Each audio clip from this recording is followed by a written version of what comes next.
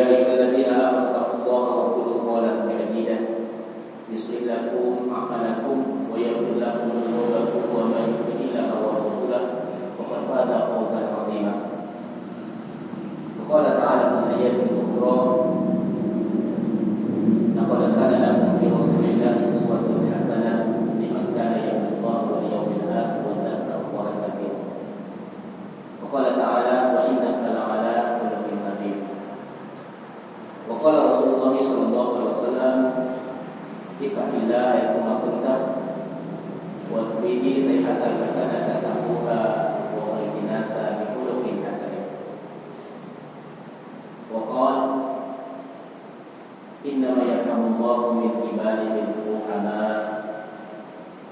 Rawahu Al-Bukhari. Bapak Ibu jamaah yang dirahmati dan dimuliakan Allah, mari kita bersyukur kepada Allah Azza wa Jalla. Dialah Rabb kita sang Khalik yang telah menciptakan kita dan khalaqana fiha sadiqati, menciptakan kita dengan sebaik-baik bentuk.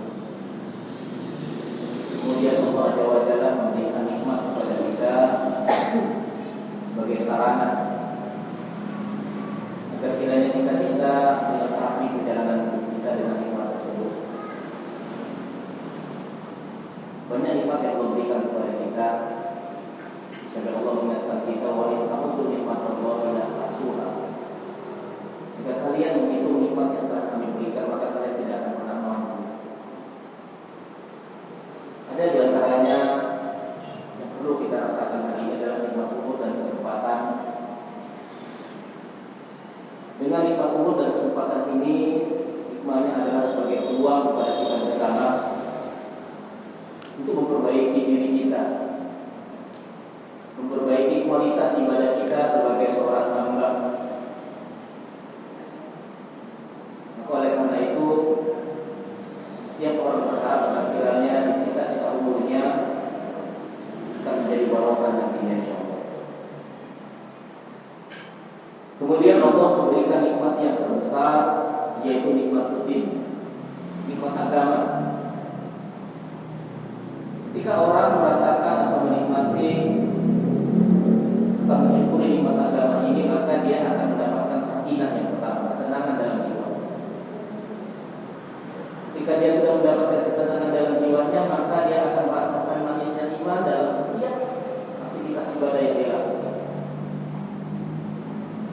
Maka oleh karena itu, Bapak hadirin Allah Subhanahu wa taala, saya mengingatkan diri saya dan kita semua untuk mari sama-sama senantiasa meningkatkan kualitas iman kita dan takwa kita kepada Allah.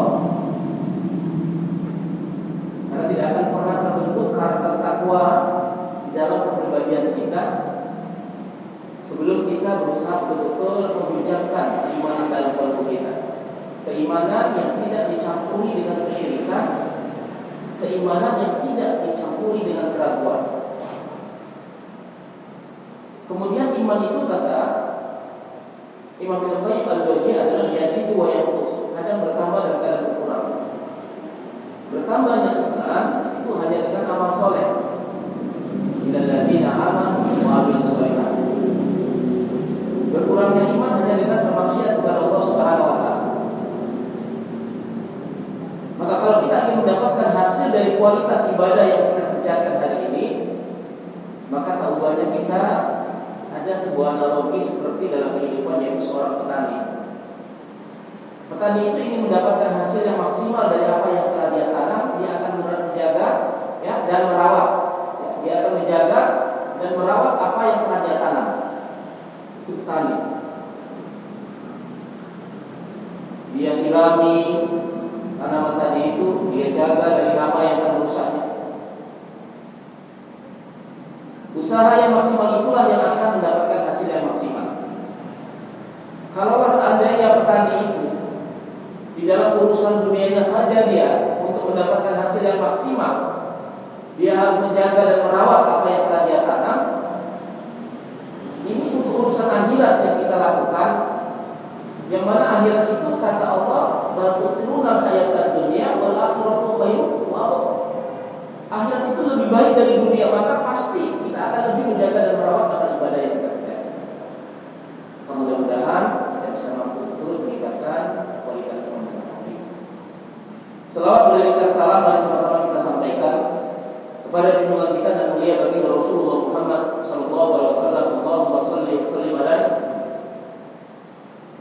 yang menjadi uswah dan teladan yang terbaik kepada kita. Rasul yang memberikan sebuah perubahan dari kondisi dzulumat ke ila nur. Perubahan-perubahan itu akan terlihat dari sebuah karakter kepribadian yang ada pada diri Rasulullah yang disebut dengan akhlakul karimah.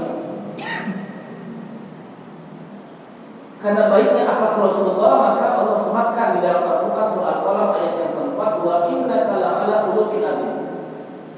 Sungguh pada diri Rasul itu atau diri Muhammad itu terdapat akhlak yang sangat agung, akhlak yang sangat mulia. Ibunda Aisyah pernah ditanya bagaimana akhlak Rasulullah. Ibunda Aisyah mengatakan khuluqul Quran, akhlaknya adalah Al-Quran. Maka berkaitan dengan akhlaklah Rasul menyampaikan sebuah hadisnya, innama bu'istu liutammima makarimal akhlak. Sesungguhnya aku diutus ke permukaan bumi ini tidak lain adalah untuk memperbaiki akhlaknya manusia.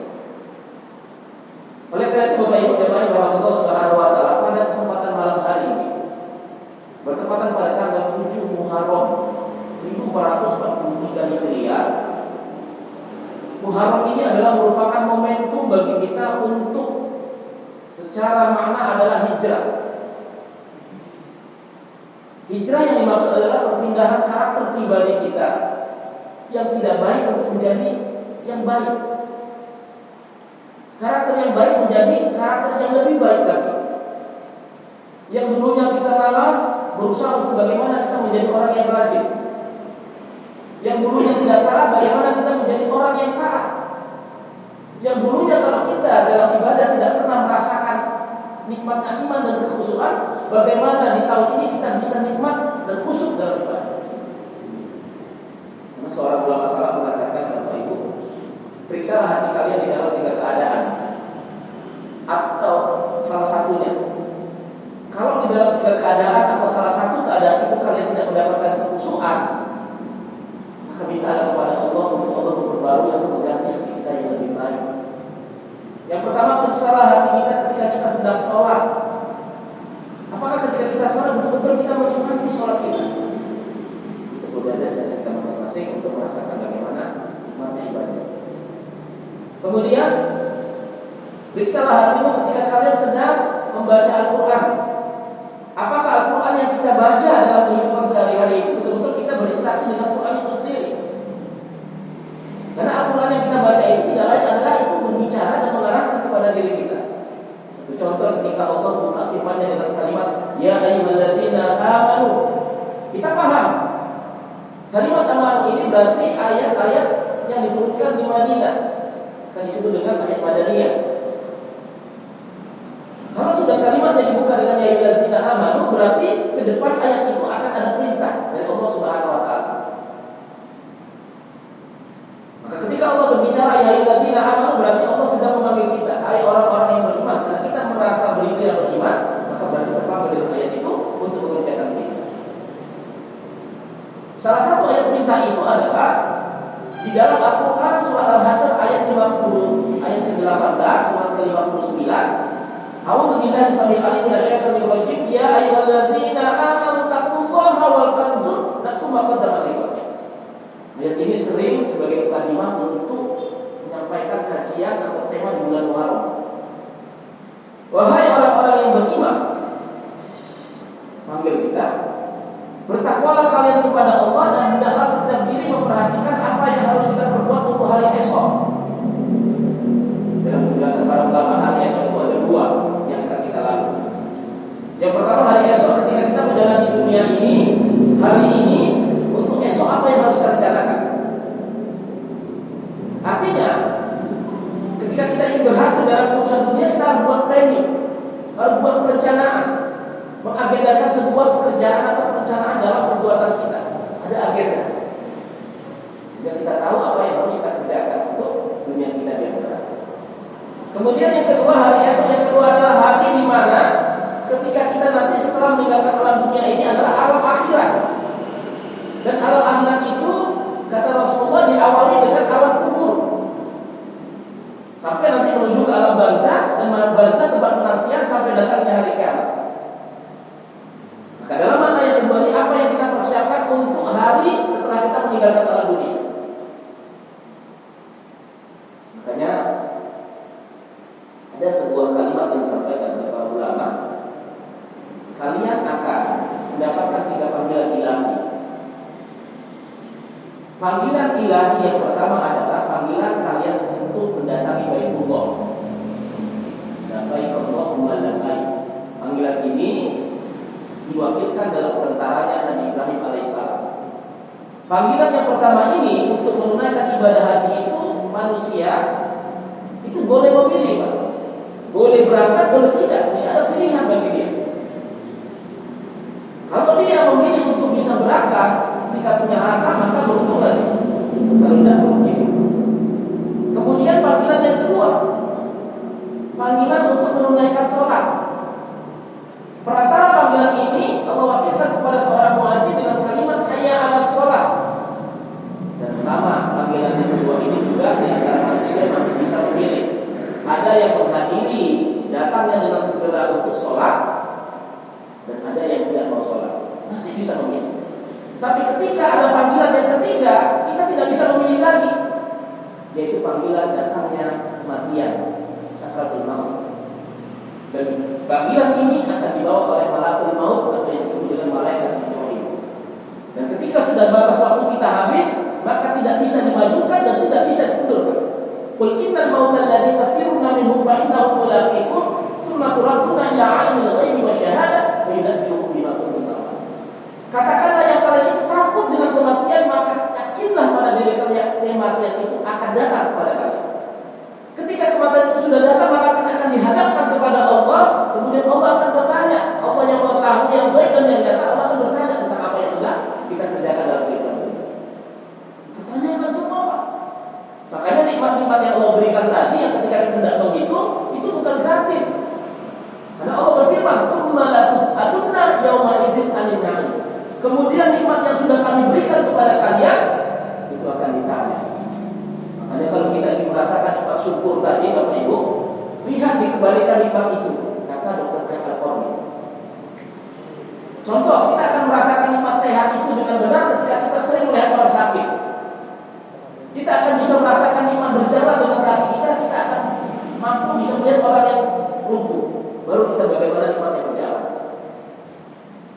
Ketika kita bisa merasakan nikmat kebebasan, bisa pergi ke sana kemari, maka lihat orang yang di dalam penjara.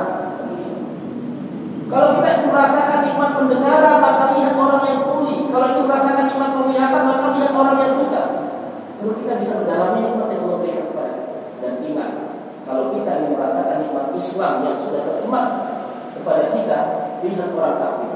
Kenapa harus melihat orang kafir? Allah berfirman, "Amilatun nasirat aslan orang kami."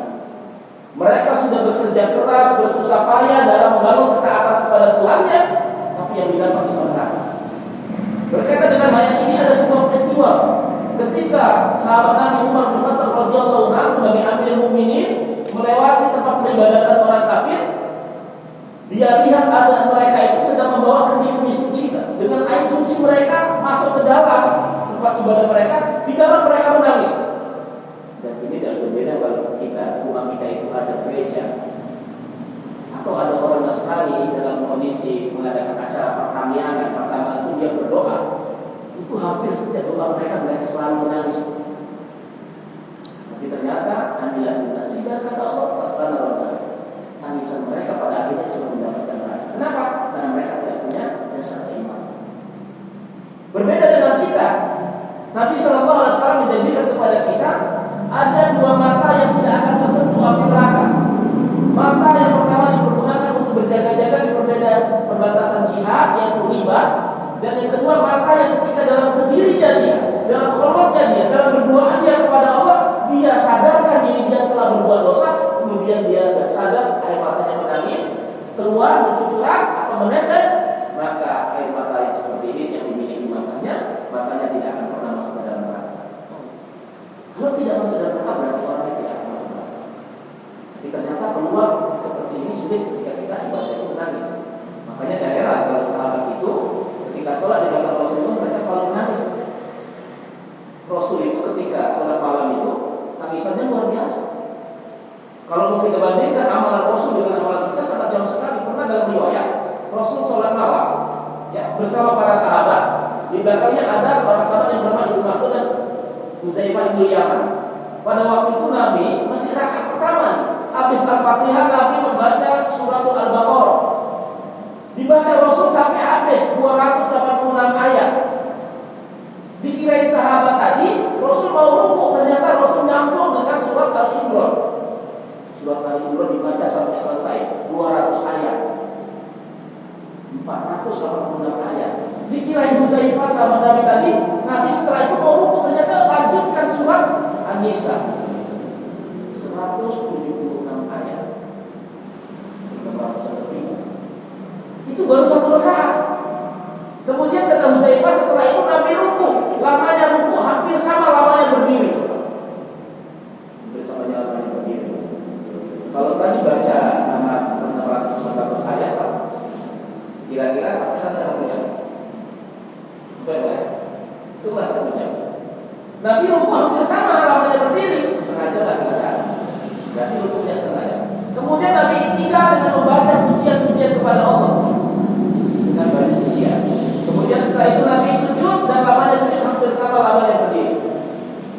Lamanya berdiri kan 1 jam, kalau berdiri ya setengah jam. Satu rakaat Nabi menjaga 2 jam. Makanya Nabi itu ba'da Isya hampir mendekati waktu subuh kalau dia sholat malam. Dan perlu dengan Nabi sampai juga Isya.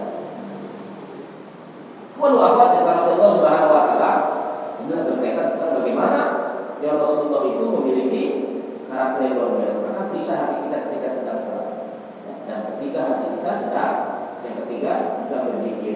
Waktu berzikir benar-benar kita memahami atau tidak apa yang kita sebutkan. Bapak Ibu yang dirahmati Allah Subhanahu Wa Taala, maka berkaitan tentang Muharram ini konteksnya adalah hijrah. Maka hijrah yang kita butuhkan adalah hijrah berkaitan tentang perpindahan hati kita, pribadi kita yang tidak baik menjadi baik. Maka Rasul memberikan perubahan dengan akhlaknya. Karena akhlaklah Rasul diutus oleh Allah Subhanahu Wa Taala. Berkat akhlak Rasulullah lah seluruh musuh-musuh Islam itu takut di tangannya. Maka kata ulama, ada 5 dasar akhlak yang harus kalian miliki. Dan ternyata 5 dasar akhlak ini merupakan cerminan dari sebuah ilmu yang kita dapatkan. Kawan-kawan dan sekalian, Bapak Ibu, kalau kita ingin melihat ilmu yang kita dapatkan sekarang ini berkah, maka akan muncul akhlak baik pada kita. Kenapa? Karena muarah dari syariat Islam ini yang Allah perintahkan kepada kita, apakah itu syahadat, apakah itu sholat, zakat, puasa dan haji, itu syariat itu ternyata untuk merubah atau memperbaiki akhlak kita. Contoh sholat. Dalam Quran surah Al-Ankabut ayat yang ke-45 Allah katakan, "Utslu ma uhiya ilaika minal kitab aqimis shalah inna sholata tanha 'anil fahsya'i wal munkar." Bacalah sebagian dari Al-Kitab Quran itu dan sholatlah kalian. Dirikanlah sholat, sesungguhnya sholat itu dapat mencegah perbuatan keji dan munkar. Keji dan munkar berkaitan dengan akhlak. Maka sholat yang benar akan menghilangkan perbuatan keji dan munkar. Zakat juga demikian, akan mendekatkan hati kita dengan hati orang lain. Puasa juga demikian, kita dilarang untuk bersikap kasar, marah, itu berkaitan dengan akhlak. Ibadah haji juga demikian, kita dihubungkan dengan muslim yang lainnya, kemudian tidak boleh menzalimi orang, tidak boleh membunuh, tidak boleh merusak barang orang. Itu berkaitan dengan akhlak.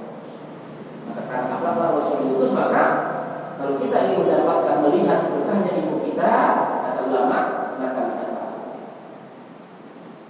Imam Syafi'i rahimahullah pernah ditanya berkaitan dengan akhlak. Bagaimana keinginan Anda, wahai guru, di dalam mempelajari akhlak? Maka beliau menjawab, "Thalabul mar'ati al-mutilat wa la jahada wa laysa laha ghayr." Seperti seorang ibu yang memiliki anak satu-satunya kemudian bilang lagi. Keinginan Imam Syafi'i belajar akhlak itu sebagaimana seorang ibu yang punya anak, kemudian anak itu cuma satu-satunya hilang. Berarti besar harapan anak ibunya untuk mendapatkan anak. Begitulah keinginan Imam Syafi'i dalam belajar akhlak. Kemudian seorang ulama yang lain mengatakan, kalau kalian tidak memahami sebuah perbedaan, maka kalian tidak akan pernah merasakan manisnya nilai fikih itu sendiri. Karena fikih itu berbeda. Dari sinilah Imam Syafi'i mengatakan, laisal ilmu ma hufidha innama ilmu ma nafa. Ilmu itu bukanlah diukur dengan apa yang telah dihafal oleh seseorang, tapi ilmu itu diukur dengan apa yang bermanfaat bagi dirinya. Jadi kadang ada orang yang banyak hafalan, ilmunya banyak, tapi ternyata akhlaknya tidak baik. Maka bukan seperti itu. Maka berkahnya ilmu akan muncul akhlak yang baik kepada manusia. Kemudian kebalikannya, indikasi ilmu yang tidak berkah, maka akan muncul akhlak buruk pada diri seseorang. Di antara akhlak buruk itu nanti, ya, yang pertama dijelaskan bahwasanya dia selalu berburuk sangka, menganggap dirinya paling benar, kemudian mudah memunculkan vonis kepada orang, berat sekali untuk senyum, tidak mau menebarkan salam, saling membenci dan mendengki orang. Maka dari situlah maka sifat 5 dasar ini yang harus kita miliki untuk kita bisa berinteraksi dan merasakan akhlak atau ilmu kita barokah. Yang pertama kata Nabi, ya, tebarkan senyum kepada sesama. Jadi yang pertama itu senyum. Kenapa harus senyum? Karena senyum itu adalah sarana membuka untuk memunculkan aura positif di sekitar kita. Dan senyum ini tidak dipilih dan dipilih. Jadi umpamanya bapak dicontoh, bapak berkunjung tempat saudara bapak, sampai di rumahnya bapak senyum, yang punya rumah dah senyum cemberut, itu sudah perasaan kita tidak enak untuk masuk. Kita pulang kerja capek-capek, istri di rumah mukanya ketat, kita juga tidak enak ketika itu. Tapi kalau kita senyum, orang lain mendapatkan senyuman, maka aura positif akan bisa lebih kita dapat.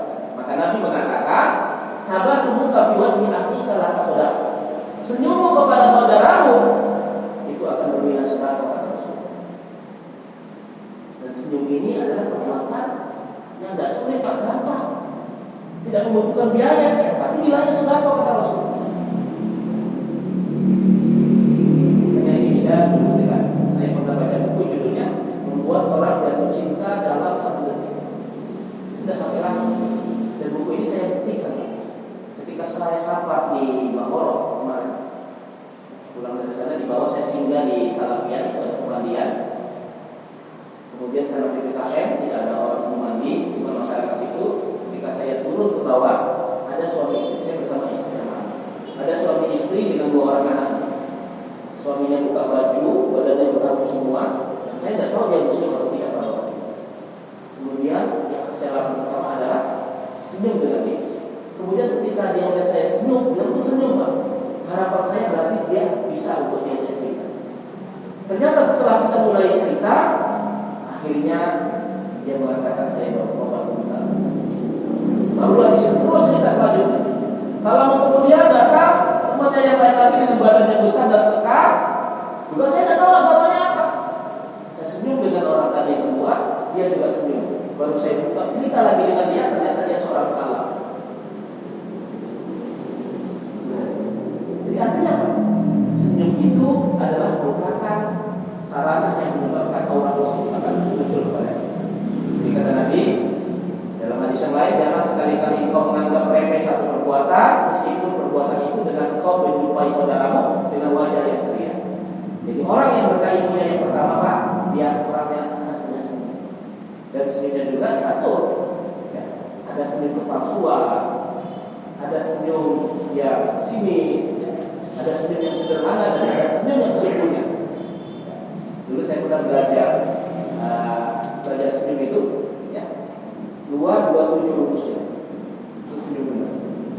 Bukan 247, 227. Saya tanya, kamu sih 227? Iya, biar pas senyumnya. 2 cm ke kiri, 2 cm ke kanan, tahan dulu detik. Ya, kita aja kalau mau selfie, lihat senyum dulu kan. Kalau tidak pas senyum kita, hasilnya tidak baik. Apalagi kalau senyumnya 247, 2 cm ke kiri, 4 cm ke kanan. Dibilang orang karena nggak sama, jadi bikin stroke. Jadi ini ada rumus. Jadi di dalam buku orang jatuh cinta dalam 1 detik itu dijelaskan secara. Kemudian yang kedua kata Rasulullah, tebarkan salam dan bertegur sapa kalian. Jadi kita setelah kita menuntut ilmu hari ini, kita rajin ibadah. Bagaimana ibadah kita dengan ilmu tadi bisa barokah? Kalau kita sulit untuk mengucapkan salam sama saudara kita, itu berarti ibadah kita tidak berkah. Nabi katakan la tadkhulul jannah hatta tu'minu wa la tu'minu hatta tahabbu. Awaladukum ala syai' iza fa'altumuhu tahabbatum afsus salam bainakum. Kalian tidak akan masuk ke dalam surga hingga kalian beriman kepada Allah. Kalian tidak akan beriman sampai kalian saling mencintai, dan kalian tidak saling mencintai sebelum kalian saling memberikan salam kepada saudara. Dan memberikan salam tidak melihat kelompok dan golongan pada siapa saja. Silakan berikan salam. Karena dengan salam itu seseorang akan saling menyayangi. Karena Allah berfirman dalam hadis qudsinya, "Innama yarhamullahu min ibadihi ruhamah." Sesungguhnya Allah akan menyayangi hamba-hambanya manakala hamba tadi punya sifat kasih sayang. Dan sifat kasih sayang itu akan kita dapatkan manakala kita sering memberikan salam kepada Allah. Kenapa? Karena dalam kalimat salam itu ada 3 doa. Assalamualaikum warahmatullahi wabarakatuh. Keselamatan atas kamu, rahmat Allah untukmu, berkah Allah juga untukmu. 3 doa. Sampai Nabi mengucapkan dalam hadis yang lain, jangankan untuk manusia, untuk orang yang hidup, untuk orang mati aja kita disuruh mengucapkan salam. Kita masuk ke dalam kuburan, kita ucapkan assalamualaikum ya assalamualaikum ya hadiah minal mu'minina wal mu'minat wa inna insyaallah minna. Kalau seandainya untuk yang mati saja, seorang mukmin yang meninggal di perkuburan kaum muslimin kita disuruh mengucapkan salam, apalagi seorang mukmin yang hidup. Sudah pasti kita suruh doakan, yang matinya suruh doakan, apalagi yang hidup. Keselamatan bagi kamu wahai penghuni kubur. Kan kita dan bukan untuk manusia saja, untuk benda yang mati kita masuk ke dalam rumah, yang di dalam rumah itu tidak ada orang penghuninya, kita disuruh mengucapkan salam. Kenapa? Karena di dalam rumah itu ada makhluk lain, jin. Assalamualaikum. Bukan masuk. Ya alhamdulillah, waktu kita ucapkan salam, jinnya nggak jawab. Menjawab apa aja. Jadi ini sudah ajarkan kepada kita. Orang yang sering menyampaikan salam kepada saudara, maka akan kau kasih sayang. Bersama.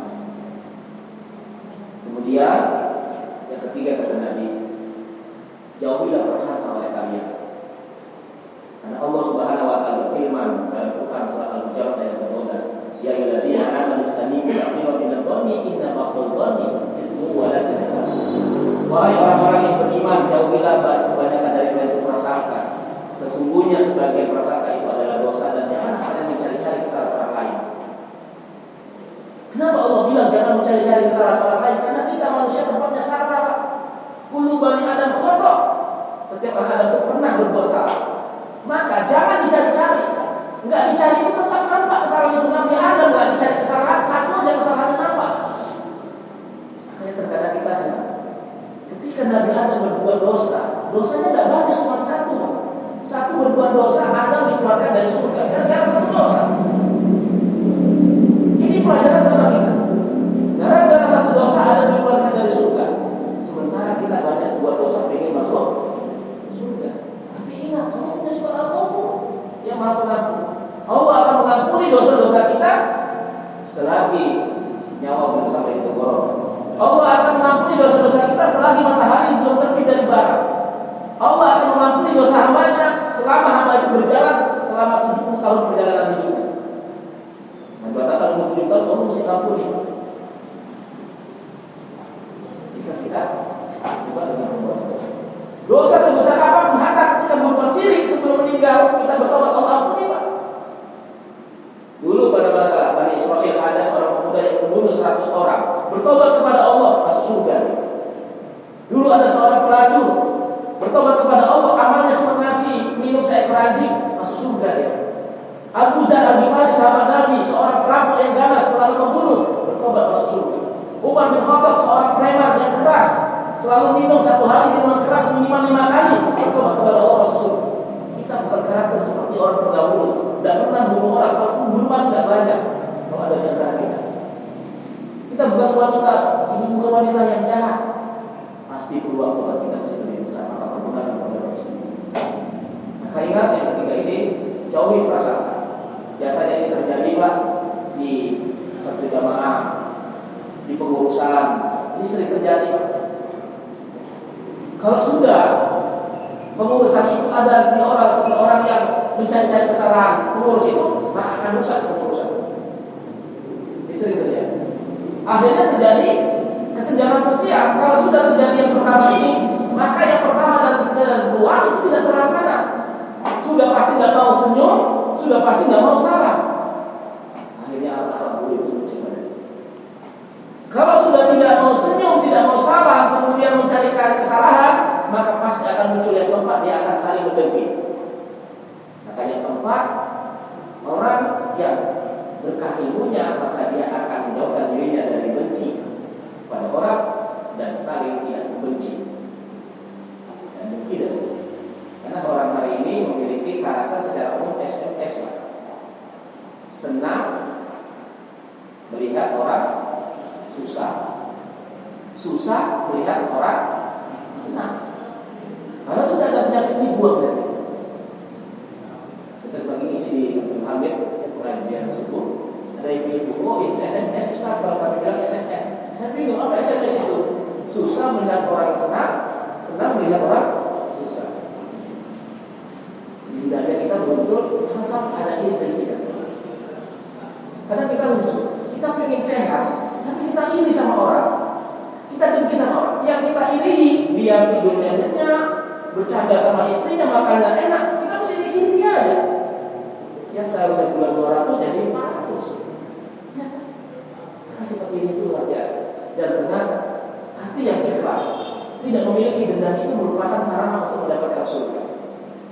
Nabi SAW pernah duduk-duduk sama Abu Bakar, ya, dan Umar.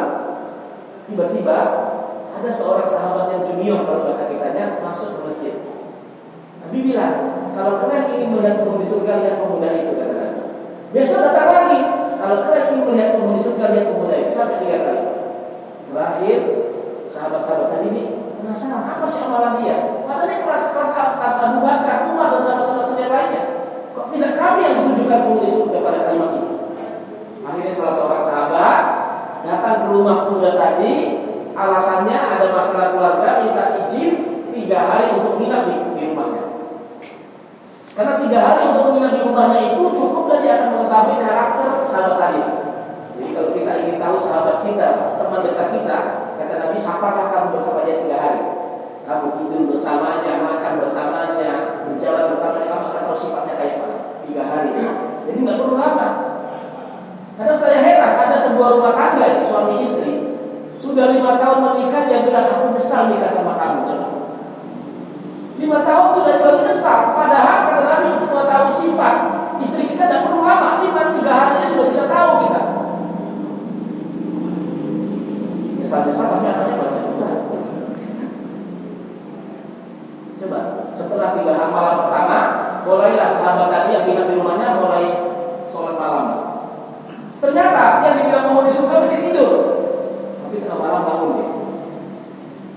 Esok hari puasa, sahabat tadi tidak puasa, mungkin punya rasa tertentu, tapi sahabat tadi puasa. Mau di surga kok tidak puasa. Giliran baca Quran, sahabat tadi luar biasa bacanya. Dibilang penghuni surga tadi bacanya cuma seberapa ayat aja.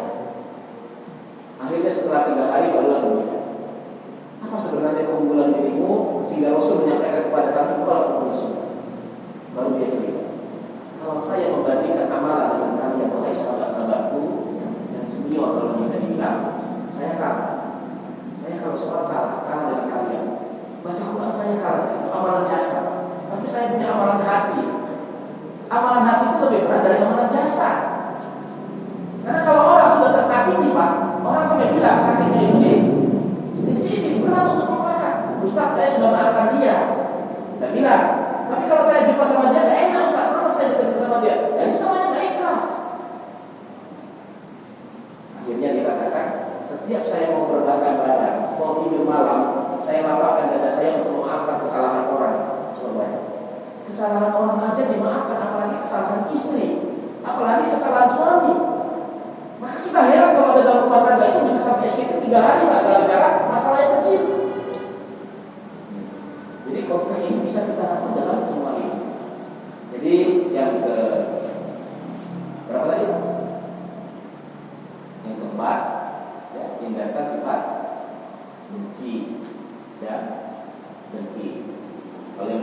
tadi menebarkan senyum, menebarkan salam, jangan buruk sangka, kemudian jangan membenci, jangan mendengki. Ini kalau kita mau bertanya ilmunya hari ini. Kemudian yang terakhir yang kelima, munculkanlah ya sifat untuk menerima perbedaan. Karena sifat untuk menerima perbedaan ini adalah merupakan indahnya di dalam memahami fikih selama ini. Makanya ada fikih, buku judulnya fikih 4 mazhab. Jadi kita harus tahu betul-betul 4 mazhab ini. Kadang kita dulu dimomongi kita berbanding satu mazhab. Kalau orang lain dari kita salah nih, alhamdulillah jangan sampai.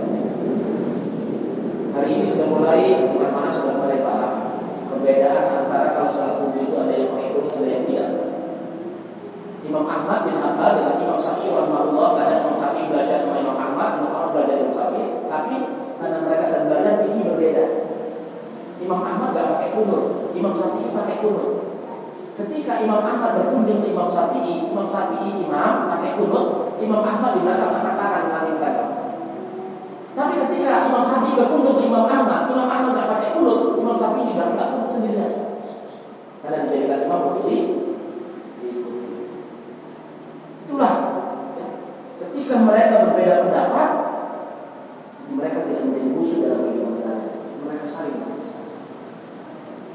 Maka dari karena itu, mari sama-sama untuk yang kelima ini kita bisa memahami sebuah perbedaan yang ada dalam kehidupan kita. Ya, ada orang nanti Pak yang ketika sholat sami Allahu liman hamidah, tangannya di sini Pak. Nih, ada yang sami Allahu liman hamidah, tangannya lurus. Ini perbedaan. Karena kalimat hadisnya jangan ya. Ketika kamu tidak sami Allahu liman hamidah, kembalilah ke tempat semula. Imam Syafi'i tempat semula itu meluruskan tangan. Ya, Imam Ahmad yang lain ini bersedekah sebelum dia. Kemudian kalau kita lihat ada orang yang sujud, ada tangan yang dua turun, ada yang bekerja di luar. Hadisnya berbunyi, janganlah kamu sujud seperti otak yang belum. Disitulah membaca perbedaan. Kemudian ada nanti yang tahiyat dari awal sudah tunjuk. Ada nanti yang waktu asyhadu alla ilaha illallah baru angkat.